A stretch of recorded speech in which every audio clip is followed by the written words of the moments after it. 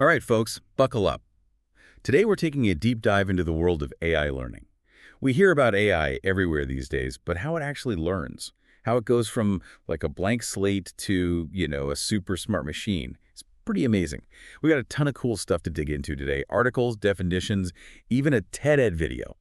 Oh, and get this, we're talking about AI that designs store layouts like to get you to spend more, and AI that learns like a dog with treats. Seriously. Yeah, it's really fascinating, isn't it? People tend to think of AI as this single thing, like a supercomputer from a movie or something. But in reality, AI is a whole field of study, like biology or physics. There are so many different areas and techniques, all focused on creating machine intelligence. Right, right. And our sources mention things like machine learning, deep learning, natural language processing. I mean, it's like a whole new language. Exactly. And each one plays a key role. Take machine learning, for example. Instead of programming a machine with specific instructions for every scenario, you give it tons of data, and it learns to recognize patterns on its own. So it's like giving it a giant jigsaw puzzle and letting it figure it out, right? Perfect analogy. And then you have deep learning, which is inspired by the human brain. It uses layers of artificial neurons to analyze data, kind of mimicking how we think. Wow, okay. That's both super cool and a little creepy at the same time. But let's get back to the learning process itself. How does AI go from knowing nothing to, like, writing a poem or diagnosing a disease? Well, it's actually similar to how humans learn in a lot of ways. We observe the world, we gather information, we identify patterns, and then we use that knowledge to make decisions, right? AI goes through a similar process, but instead of relying on our senses and experiences, it uses data. But not just like a little bit of data. We're Yeah. talking Yeah. massive amounts. Oh, Like, yeah, massive, mind-boggling amounts of data. Think about it. Every device connected to the internet, every sensor, every transaction. wow, so it's like a super detective Yeah. sifting through mountains of clues. Exactly. And as these algorithms find patterns, they test and refine their understanding, getting better and better with each round of data processing. Okay, so AI is like guzzling data and searching for patterns. But is there more than one way AI can learn? Like, do they have different learning styles like people do? Absolutely. And that's where things get even more interesting. Oh, lay it on me. So you have supervised learning and unsupervised learning. Okay, I'm listening. Think of supervised learning like having a teacher. You get labeled data, meaning you know the right answers, and you learn by example, like learning math formulas from a textbook. So it's like the AI is being spoon-fed the answers. In a way, yes. It learns from the labeled data and tries to apply those patterns to new data it hasn't seen before. Unsupervised learning, on the other hand, that's a different beast. Ooh, intrigue me. Imagine exploring a new city without a map. You discover things as you go, right? You start to see how things connect. That sounds a lot more adventurous. It is. The AI gets unlabeled data and has to figure out the patterns on its own, uncovering hidden structures and relationships. So it's like the AI is developing its own understanding of the world without any help. Precisely. But wait, there's another type of learning. Reinforcement learning. This is where things get really interesting. I'm all ears. Think of it like training a dog with treats. The AI takes actions and gets feedback, either positive or negative, which shapes its future behavior. So it's learning through trial and error, just like we do in real life. Exactly. This is super powerful for tasks involving decision-making in complex environments, like playing games or controlling robots. So it's like figuring out what works and what doesn't by trying things out and seeing what gets it closer to its goal. Huh. Kind of like my approach to online dating. Well, maybe not exactly, but the main point is that AI learning, no matter the method, is all about optimization. Getting better at a task, whether that's recognizing faces, writing code, or yeah, even navigating the complexities of online dating. Right, right. Okay, so AI is this vast field with all these different learning styles, and data is what makes it all go round. You got it.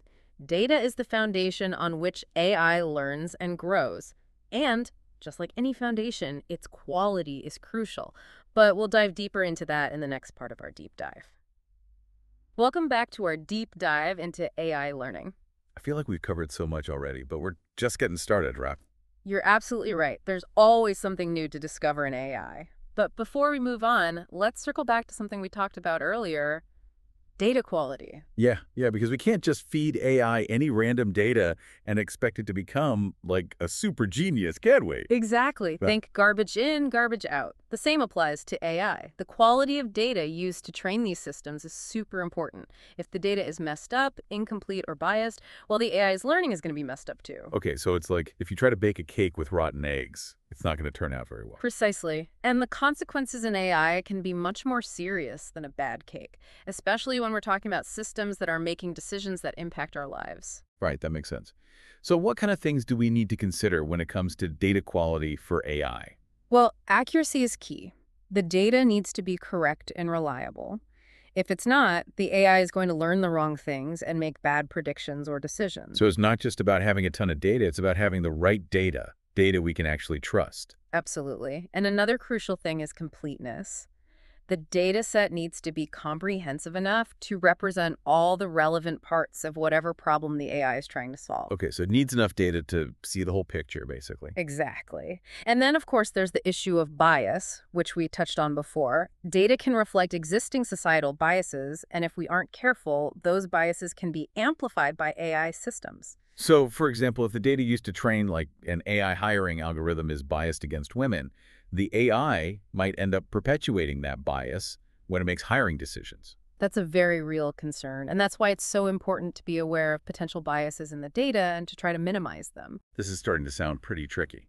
So, how do we actually make sure that the data used to train AI is good quality and free of harmful biases? It's definitely a challenge, but there are things we can do. For starters, we need to be aware of the potential sources of bias when we collect data, like who is collecting the data? What are their motivations? Are there any systemic biases that might be built into the data itself? So we have to think critically about where the data is coming from, basically. Exactly. We also need to diversify the data sets used to train AI. If we only use data from a narrow slice of the population, the AI won't be able to generalize well to other groups. Right. The data needs to reflect the real world with all its diversity. Exactly. And another key thing is to develop techniques for actually detecting and mitigating bias in the algorithms themselves. There are researchers working on this right now, creating tools to help us identify and correct for bias in AI systems. That's good to hear. It sounds like people are working hard to solve these problems. Definitely. The field of AI is constantly changing, and we're learning more all the time about how to develop and use it responsibly. But it's a process that requires collaboration and constant vigilance. Okay, so we've talked about the challenges, like data quality and bias. But let's switch gears for a minute and talk about some of the awesome potential of AI learning. Our sources mentioned some amazing real-world applications. Did you know AI is being used to personalize cancer treatments? That's right. AI is making incredible strides in healthcare, everything from diagnosing diseases to developing new drugs. For cancer treatments, AI can help doctors create treatment plans tailored to each patient's specific genetic makeup and tumor characteristics. So it's like having a super smart assistant that helps doctors make better decisions. Exactly. And this is just one example. AI is being used to develop new diagnostic tools, spot potential drug interactions, even predict outbreaks of infectious diseases. Wow, it sounds like AI could completely change healthcare as we know it. It really could.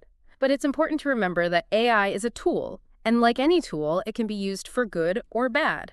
We need to make sure we're using it ethically and responsibly. True, we can't just blindly trust machines to always make the right decisions.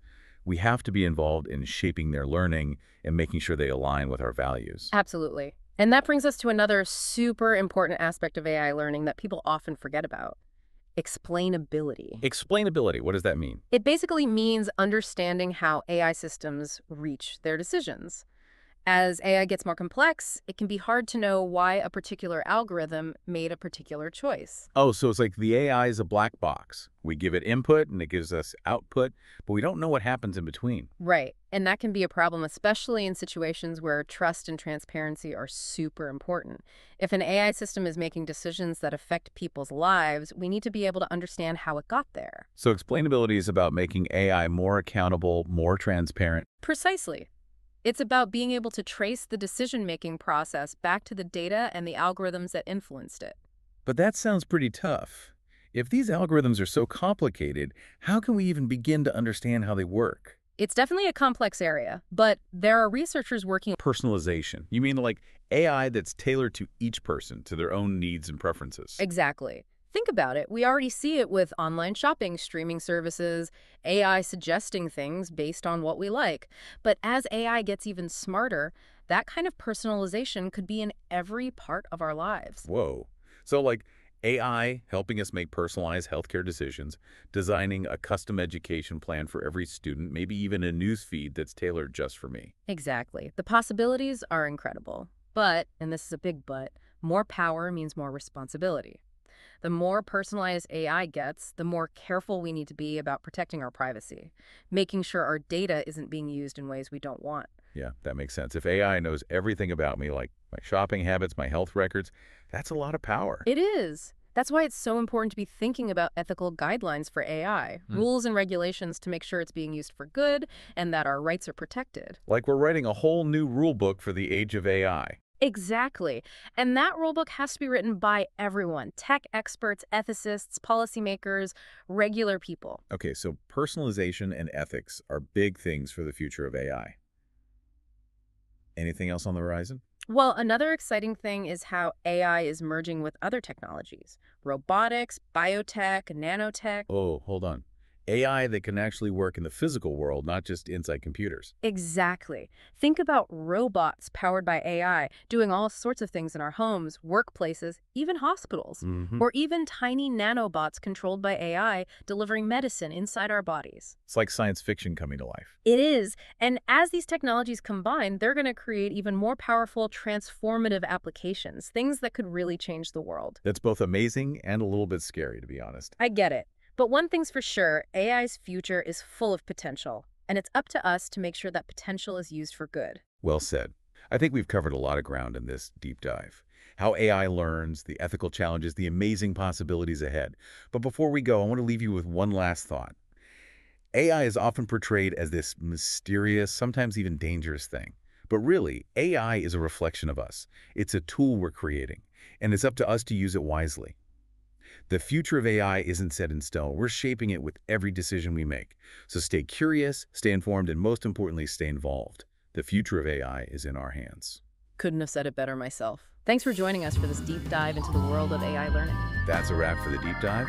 Until next time, keep those minds curious and those questions coming.